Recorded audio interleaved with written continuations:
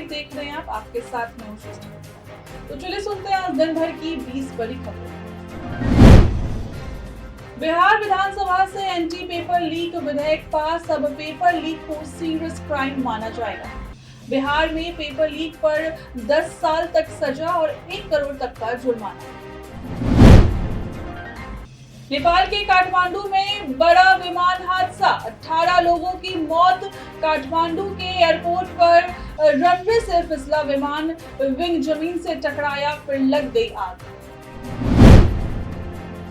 विशेष दर्जा पर सदन में सीएम नीतीश ने कांग्रेस को घेरा। उन्होंने कहा कि जब केंद्र में यूपीए की सरकार थी तब क्यों नहीं दिए थे विशेष दर्जा। सीएम नीतीश ने कांग्रेस से कहा कि आप लोग सत्ता में रहते हुए कोई बात माने थे।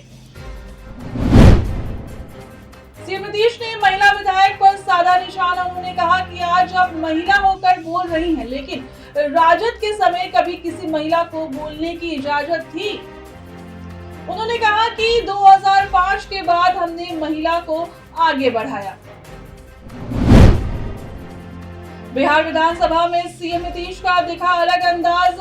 विपक्ष के तरफ से हाय हाय नारा लगाने पर सीएम नीतीश भी हाय हाय करते दिखे। उन्होंने कहा कि आप लोग मेरा हाय हाय कर रहे हैं, लेकिन आप लोग का भी हाय हाय। आरक्षण मामले में सीएम नीतीश ने बताया आगे का प्लान। उन्होंने कहा कि इसको लेकर राज्य सरकार सुप्रीम कोर्ट पहुंच गई है। वहीं उन्होंने साफ कहा कि 9वीं अनुसूची में आरक्षण को शामिल करने के लिए केंद्र से आग्रह किया गया है। मॉनसून सत्र के तीसरे दिन विपक्ष के नेता का जमकर हंगामा। सभी विपक्षी दलों ने आरक्षण को 9वीं अनुसूची में शामिल करने की मांग की। वहीं कांग्रेस विधायक झाल बजाते हुए विधानसभा पहुंचे। कांग्रेस ने कहा कि अगले 5 साल झाल बजाएंगे।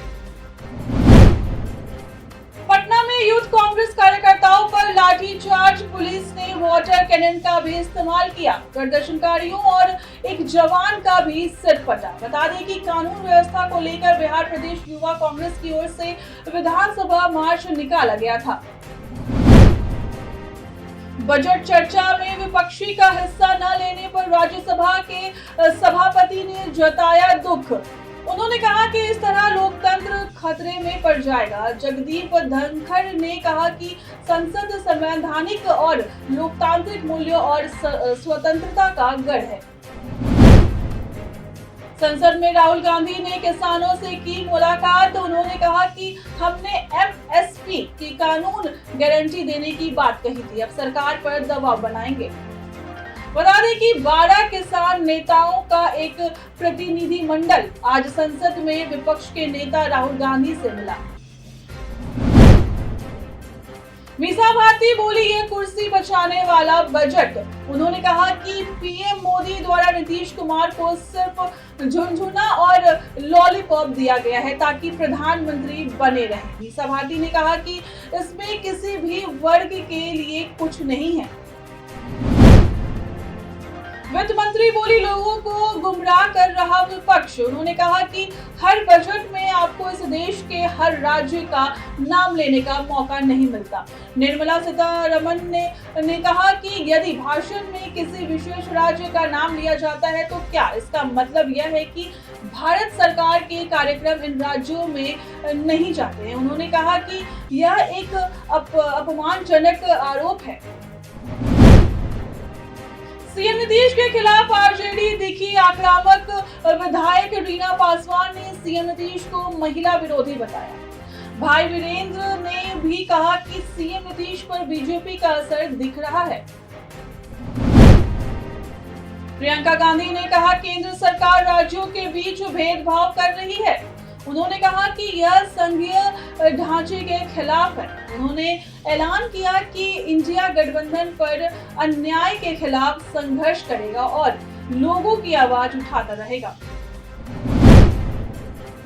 शिक्षा मंत्री सुनील कुमार ने स्कूल की टाइमिंग को लेकर दिया बड़ा बयान।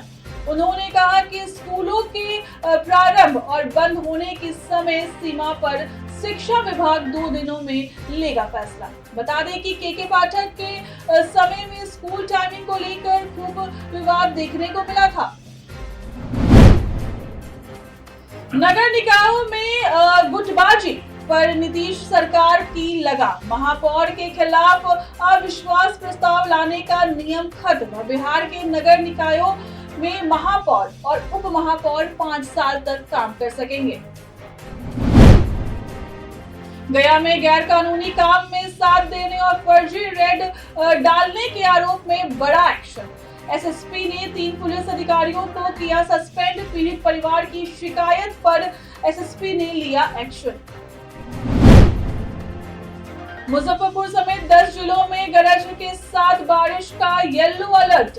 आकाशीय बिजली गिरने की भी संभावना। मौसम विभाग ने इस दौरान लोगों को सतर्क रहने की सलाह दी। समस्तीपुर में जहरीला पेय का कहर। अब तक 2 की मौत, 6 बीमार। शिव भक्तों के लिए डाक विभाग की बड़ी पहल। सावन में पोस्ट ऑफिस कर रहा गंगा जल की बिक्री। 250 ml की बोतल 30 रुपए में उपलब्ध। तो ये थी आज की दिन भर की 20 बड़ी खबरें। ऐसे ही तमाम खबरों के लिए देखते रहे इम्पैक्ट लाइव को। शुक्रिया।